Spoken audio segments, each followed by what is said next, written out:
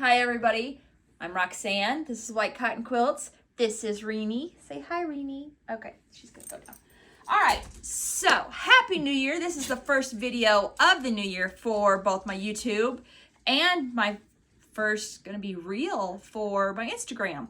So, coming February the 1st, which is my birthday, in celebration, I am going to be releasing a new quilt pattern.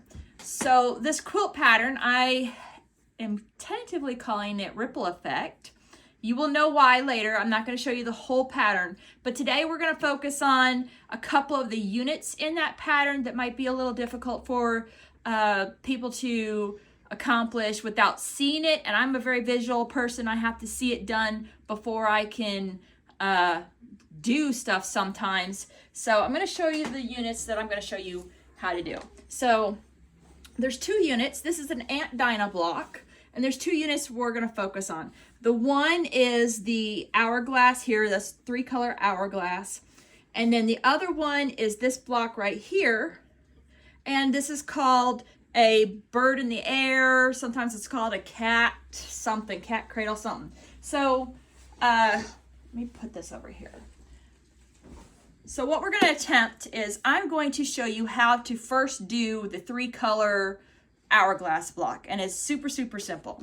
So to do the 3-color hourglass, Carrie, you want to point towards my table, please? Thank you very much. You can see the table and yourself. So the first thing you're going to need is you're going to need two squares of,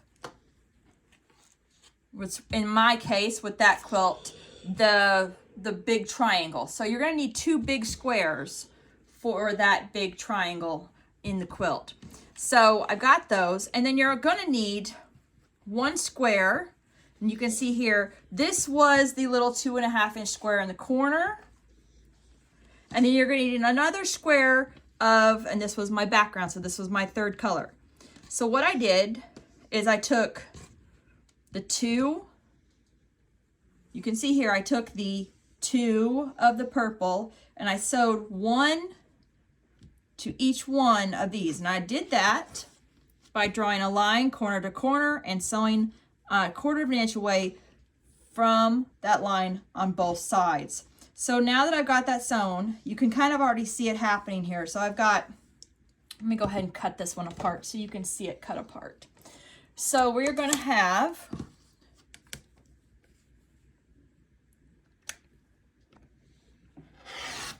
and I'll go ahead and cut this one apart so you can kind of see what it's going to look like. Always close your blade when you're done. We don't want nobody getting hurt. And it's stuck. Okay. So you're going to have 4 big triangles. You are going to have 2 that have gray and purple, and you're going to have 2 that's the white and purple, or if you remember, this is going to end up being your little 2.5-inch square. So what you're going to do is you're going to press these open. I'm just going to finger press it so you can kind of see what we're doing here. Finger press that one. Now you notice on both of these, even though this is a darker fabric, I'm pressing it to the purple.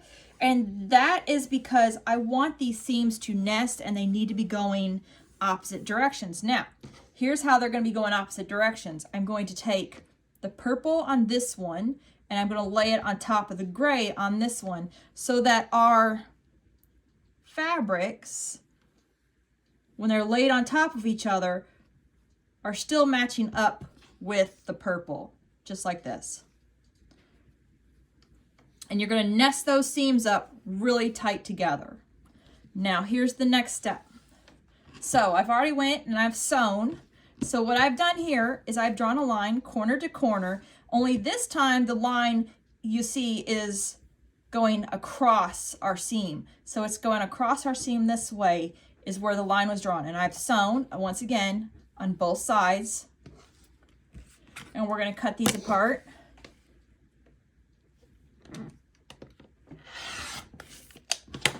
So now I have 2 units. Voila, right there they are. Nice and pretty. You see how nice and tight our center seams are lined up, nice and pretty.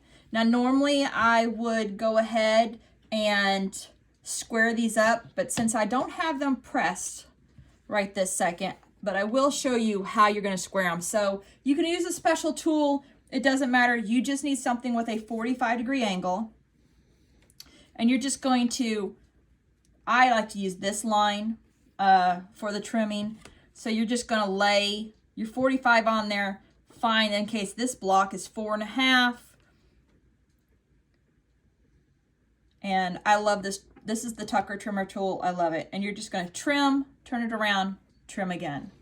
If you have any other tool like this, I don't know why I waited so long. I really don't. Okay, so I actually had 2 of those made for examples. So we're done with that. So the next unit of that Aunt Dinah block that we're going to attempt is the one that looks super scary. And it's the one that's called Bird in the Air. There's a whole bunch of names for it. So the way you start it is the pattern is going to say, let me get this out for y'all to see. So the pattern is going to say you're going to need to cut a small strip and a wide strip. You can see I have sewn them together. I have 2 sets of them. And what we're going to do is we're going to put the small strip on this one on top of the big strip on this one. And we're just going to line them right up. Try to be, you know, a little exacting on this because it does matter. Get these lined up really, really good. Your seams are not going to match on this because they're not going to touch. You can see when I fold it back, see your seams are not going to touch. But what you're going to do is now that we've got these laying on top of each other like this, let me move some of this aside that I had waiting for y'all. Since this small strip is 2 3/4 inches, we're going to cut 2 3/4 inches this way. So I've got it lined up and I got both of them together. We're not going to move nothing. So I've got them lined up on a line and we're going to go 2 3/4. And then we're going to cut. Okay. You are going to do that to the whole strip. You are also going to leave these together. Do not separate them. Leave them together. So I'm going to, Carrie, do you have white in that sewing machine? If the top thread is white, then yes. I'm going to borrow Carrie's sewing machine back here, and I'm going to go ahead and sew this so I can show you the next step. I don't need that pillow, nobody. All right, so. Do you want me to come over there, or? Can you see it good enough from there? I can zoom in. No, you can come over here.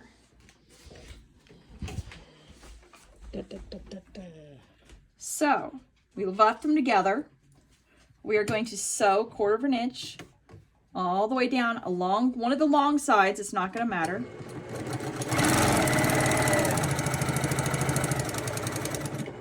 Okay. All right. Now let's go back to the cutting table. Whee. So now that we've got this sewn, our next step with this, we don't want to press anything yet. Our next step is to fold this in half, just like this. Just like this, we're going to fold it in half. Where that half is, we're going to take a pair of scissors. I would prefer using smaller ones than these, but these will work. And we're going to nip it right there up until the seam. Now, if you go over into the seam or cut across the seam a little bit, it's not going to hurt anything. So you can see I nipped the seam. Now, the reason you do this is because if you don't, you can't line up. Well, it's not so much that it won't line up. It's the fact that you've got 2 seams here and they're trying to lay down in different directions and your block will not lay flat. And you're going to want this to lay flat. So you just nip that. Don't worry about it. Trust me, I was skeptical at first when I learned this method. Don't worry about it if you go over, because there is plenty of wiggle room that will get cut off and you'll never know. So, we're gonna press it open, and I've got one here that I have nipped and pressed open so you can see where the squares and stuff are. You can see that it's nipped, and on the back side you can see that I've pressed it and they're going different directions. Okay? Our next step, and this is not the color on the quilt, but I ran out of that other purple, so we're just going to use some of this Tula Pink, the hippos. It's super cute. Move stuff out of my way. So the next step, I need a 5" by 6" piece. So I'm going to go ahead and cut a 5 by 6. First things first, let's get this edge straight. Always, if you don't have straight edges, Always straighten the edge. Now I'm going to go over 6, and then I'm going to do the 5. So 1, 2, 3, 4, 5, 6.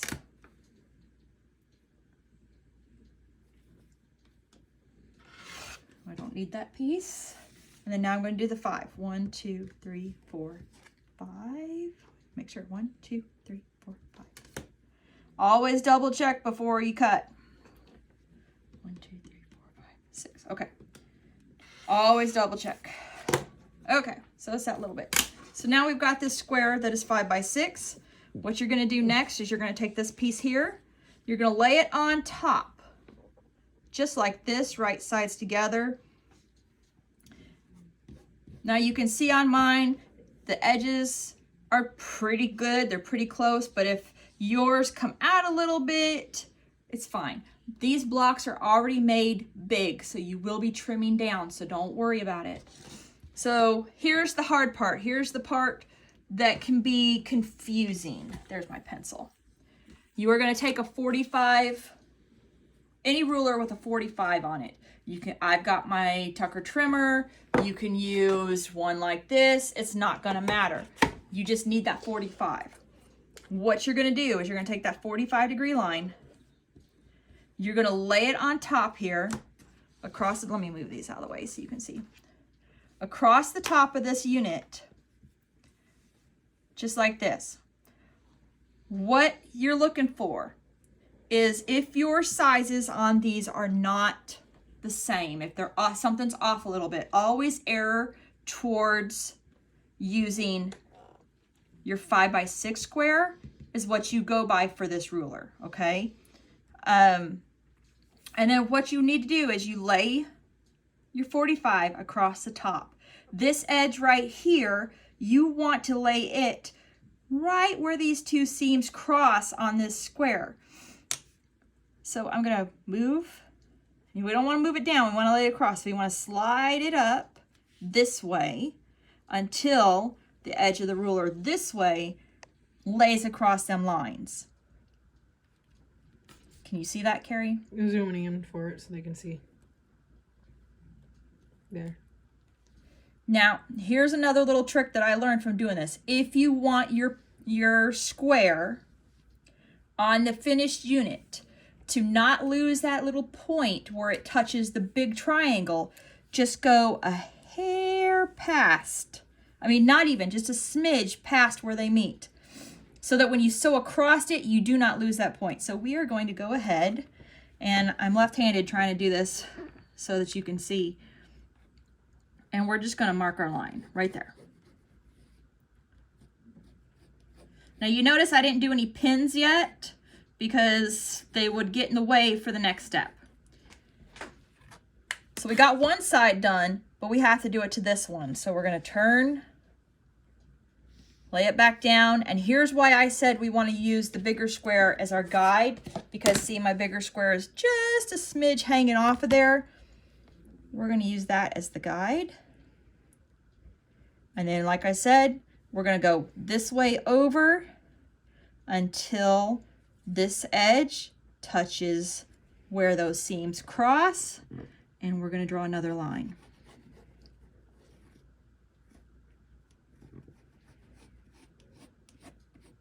Okay.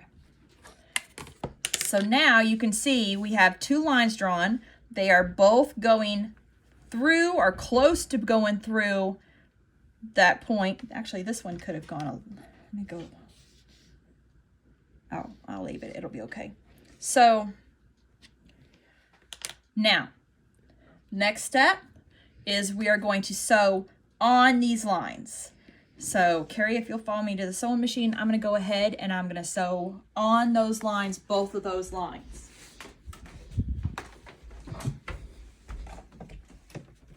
Oh, my block shifted. We don't want that. Oh, always line up beforehand. Yes, always make sure. Okay. So we're going to sew on the line.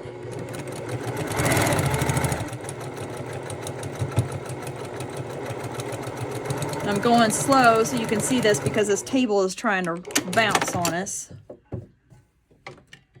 And on this line.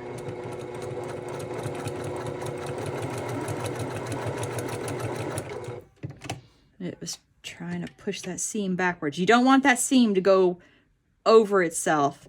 It'll mess up your trimming when you try to trim this down. And it'll mess it up when you try to lay it flat when you're pressing. Okay, so we got that done. Now we're going to go back to the cutting board. See, right on the lines. And we're going to cut them apart. So we got those sewn now. I'm going to take a ruler and I'm just going to go ahead and lay 1/4 of an inch on there and cut it at 1/4 of an inch. Oops. This must be the one I didn't change the blade on yet. Always put fresh blades in your rotary cutters. I did this one, I didn't do that one yet. Okay, so there's one. I'm gonna do this other one. There's not much to trim off on this one. It was pretty close. Okay, so now you can see we have 2, and when we open these up, we have a pretty geese in the air block. These are oversized. You can see how going right exactly through that line, and I did a little, just a smidge more. You still get to keep that pretty point right there. You don't lose that pretty point. So these are oversized, like I said, so you will have to trim them down. And you do them the same way as the other ones. You're going to get a 45-degree ruler. You're going to want, I mean, this is awesome for doing it, but you want your 45, one line to go this way, and you're going to want half the block. So this is supposed to be a 4.5-inch block. So you're going to want to cut it at 2 1/4. So you want to line up a 2 1/4 line this way on one of the seams. And then trim, turn it around, trim. And you'll have a 4.5-inch, super pretty, super accurate cat in the air block to go along with your 3-color hourglasses. Aren't those pretty? So that's our little tutorial today on how to do those units. These work, or this method is something that I just learned. It's been around for a while. It's way better in my book than trying to do this unit by cutting a square and cutting cutting triangles and then trying to sew everything on the bias. I really like this method. The only thing I don't like is trying to remember the steps in my head, but that's after I did 64 of them for that quilt. I think I got it down now. So, yeah, that quilt is going to be released here, you know, like I said, hopefully February 1st for my birthday. I'm also thinking of doing maybe a giveaway for my birthday. So if you're not following my Instagram or my Facebook for White Cotton Quilts, you need to do that because you'll miss out on the giveaway. And the whitecottonquilts.com, I'm also having, there's a free pattern on there.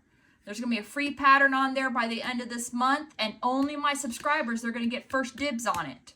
So as soon as they'll get like maybe a week advance on that pattern before anybody else. So if you want to get a hold of the pattern, go to whitecottonquilts.com and subscribe to the newsletter and stuff, and you'll get first dibs on that new free pattern.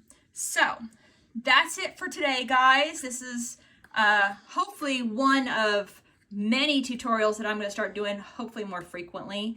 And I hope you join me for more. Thank you.